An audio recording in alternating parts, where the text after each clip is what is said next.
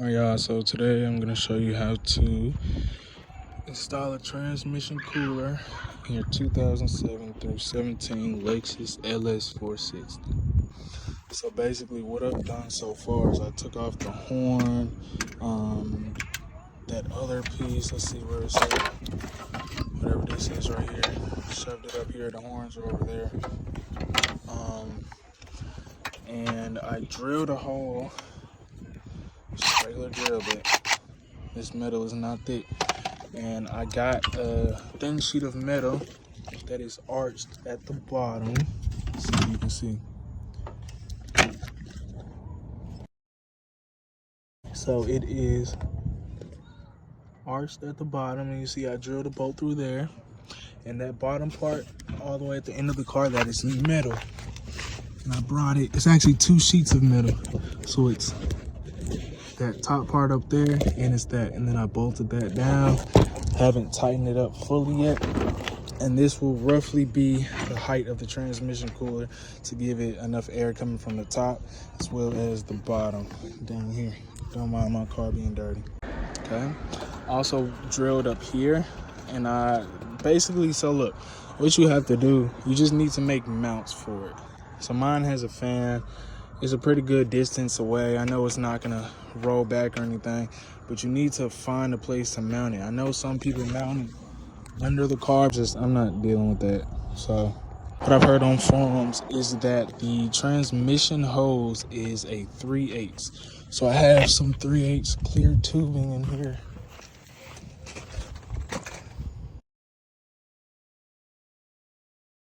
That's it should be a good amount I can be able to cut. And yeah, so the problem I'm facing with right now is that this over here, it bends over, meaning the metal won't be straight. So I'll probably have to find a spacer to hook these two up on, and then I have to probably take this out and see where to drill it from, because I'm not going to be able to drill it. I'm not going to be able to get a drill down there now. Same with this part as well. I'm gonna have to take that back out. And yeah, while it's in there, I need to, mark maybe a little scratch on the actual metal. Okay, taking this off right here. What you wanna do, you wanna unscrew this, and there's a cap. You wanna flick that off, maybe with a screwdriver. I use my fingernails. You're gonna unscrew that as well. Under here, right there, there's a bolt. You want to unscrew that. It's kind of hard to get to, but you want to use that, get it out. From there, you should be able to lift it out. Okay, now that that right there is out, what we're going to do, we're going to get our scrap screw, put it in the hole we made. My measurements were more towards the middle, so that would be that. From there, we're gonna line it up. Boom, that's where I need to drill at, right there.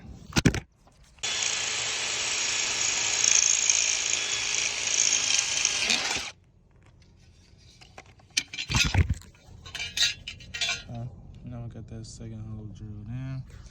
And go ahead and slap it back inside. Okay, I got the second hole drilled.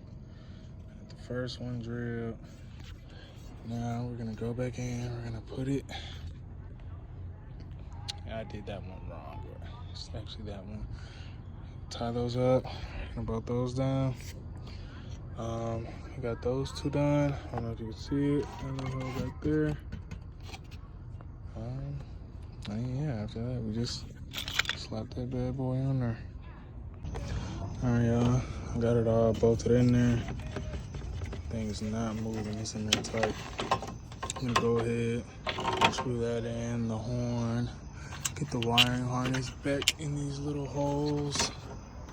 And yeah, when it cools off completely, I'll deal with it tomorrow. That's what it looks like so far.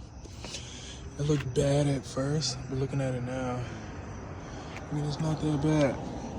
It's not bad at all, actually. We got some upper space, so the front grille can bring the air into the top, And then some lower space for the bottom.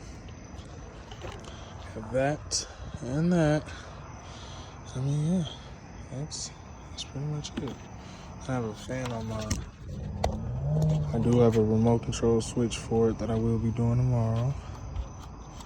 And yeah. Alright, y'all, it's the next day. What I learned from last night, look, this garbage, do not use that, because it'll end up melting or warping, whatever it do. And because the training fluid is so hot, you're gonna need this. From what I've heard, the transmission cooler lines, which are down here, are 3/8. This cooler is also a 3/8. And what you're gonna wanna do, you're gonna need the heater hose. All right, it can't be the fuel line, it can't be anything. It has to be the heater hose. Otherwise, you're gonna be leaking transmission fluid and it's not something you want. All right, so I took these two parts off. There's just a screw right here and a screw right here, which I do not have. I don't know where that thing is. But here are the transmission cooler lines. The return should be on the right, but we're going to test that and make sure that is true. I will show you guys how to do that. As you can see, it connects to the radiator down there and the radiator down in there.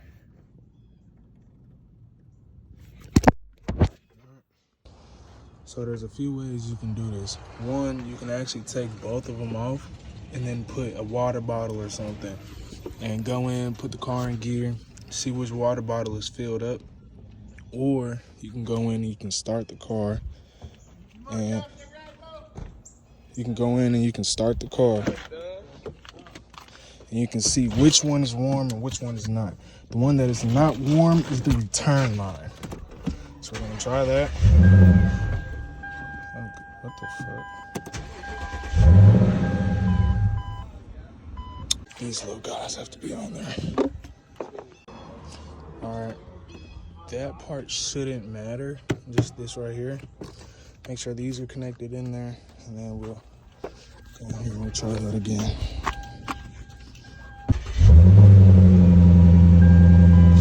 Battery's kind of dead. So, what you're gonna wanna do, you're gonna go right here, put it in drive, and then hold it down just a little bit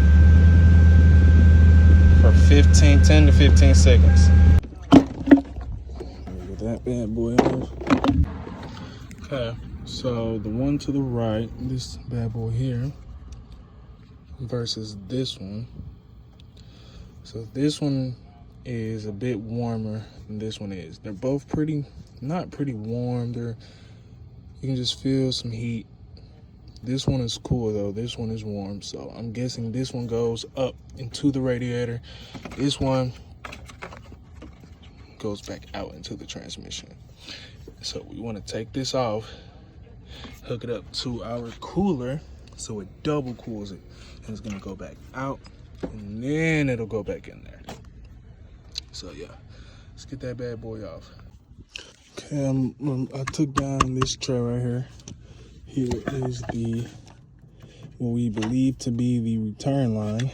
I have this right here. I have some stuff to be able to wipe my hands. I'm going to remove this. Okay. Let it all drain down in there. All the excess. And then what we're going to do is, just to make sure this is the actual return line, we're going to start the car and make sure transmission fluid comes out of that part. That will assure us that this is actually the return line. So, all right, we got it done. She helped me and she didn't do a very good job. She started it twice. This is the return line though, because that transmission fluid flew out. Like it flew. You can see it all the way over there. Luckily, I have some extra and a cooler. Should only take about half a quart, so I'll just probably dump the whole thing in there maybe. But that right there is in fact the return line. Yeah. So we'll get our hose, we'll connect it to that. And we'll connect it to the top of this. And the actual return line for this will be connected back to that. Yeah. All right, we took out the return line for the transmission. Took it out from there, and as you've seen before, we took it out from that thing down there. Probably gonna have to pump some more fluid back down in here because she started it twice and I couldn't catch all of it. So, yeah, womp womp. All right, y'all, I had to go get some more tubing. I got, what, this one is 4 feet. I got 6 feet, and I thought he'll be able to go over here and be enough to cut it and get this one back onto the transmission line, but it was not.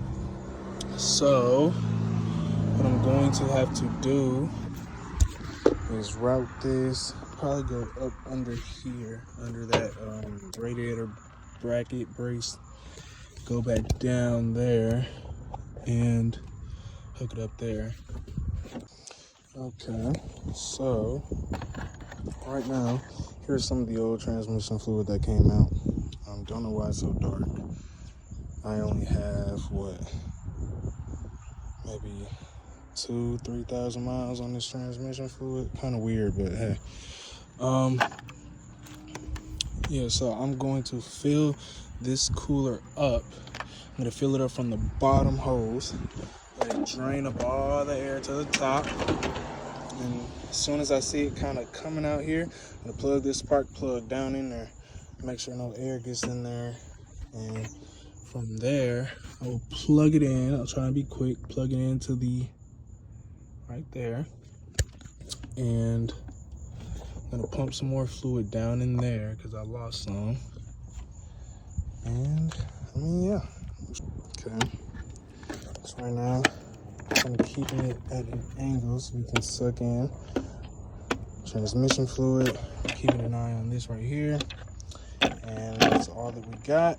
So I'm going to add a bit more. Here we have ATF, World Standard, Toyota. Same thing if you get it from Toyota or Lexus. Good thing with this pump, you can just shove that bad boy down in there. You can just do it just like that. So I'm going slow. Because it's aimed right at me. I don't want. Okay.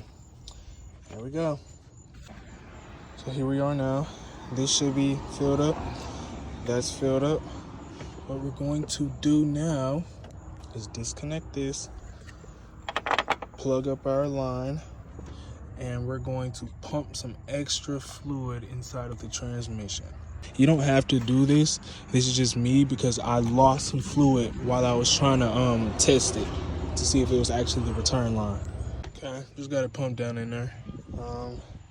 Put the cap back on this bad boy. I got it pumped down in there. It really only, even with the transmission fluid that I lost, it really only took like half a quart. It was nothing. So now, here's something that is controversial that I will explain to you all, is where you're going to place your return on the actual transmission cooler. So a lot of professionals, a lot of mechanics, a lot of people who actually make the transmission coolers, they say heat rises, okay? So you want to put the coolant that just came out of the radiator at the top, and you want to put the coolant that's going to be lower back into the transmission. So that's what I'm going to do. There is some people out there who say, you know, it doesn't matter, or they say, you know, other things like air pockets and stuff. I think we did a pretty good job with that. So what I'm thinking is we just go with what the professionals have said.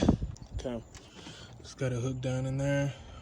Basically what you have to do is you're gonna have some transmission fluid to leak out. All right, that's inevitable. It's going to happen. But what you have to do, like, the only thing you can do is just be quick with it. All right, try not to lose a lot, try not to have any air bubbles, and you should be fine. So now I'm going to do that was the bottom. So now I'm going to do the top. I'm gonna put that in the radiator. After that, tighten everything up, and we should be done. All right, got the lower one on there. That one leaked a little bit more, but luckily I put a little bit extra inside of the return line. So now what you have to do is you start it, you run over here and see if you see any leaks. So you address them, you fix them, and yeah. All right, I'm looking. I don't see any leaks from there. I don't see any leaks from there or down there. Just the transmission fluid that I spilled. Yeah, I see some of that. I'm gonna come over to the radiator. Don't see any there. I'm gonna go to that one, even though we didn't touch that. I don't see any leaks there. I don't see any leaks on the other side. Yeah. So that is a good sign. We didn't have to go back and adjust our work. Now we're gonna turn the car off. All right, now we know that there isn't any leaks. What we're now going to do is route the cable for the fan to the battery, and I'm gonna add my switch on there with my remote. We're gonna test that. If that works, then we're done with this job. This is the wiring that I have so far. Probably not gonna change it. It looks terrible, but yeah, need to find a spot to put this. I'm just gonna shove it down in my hand. Keep it moving. Yeah, there's no leaks, so I would call this a success. Say what you was saying. That your car too old to overheat to cool the stuff down. Wow. See, you didn't even tell me that. You didn't even tell me that. You just showing out for the video. You gotta bring the cameras into it. Let's Come on, let's bring the camera into it. Don't make me lift this camera up. Don't.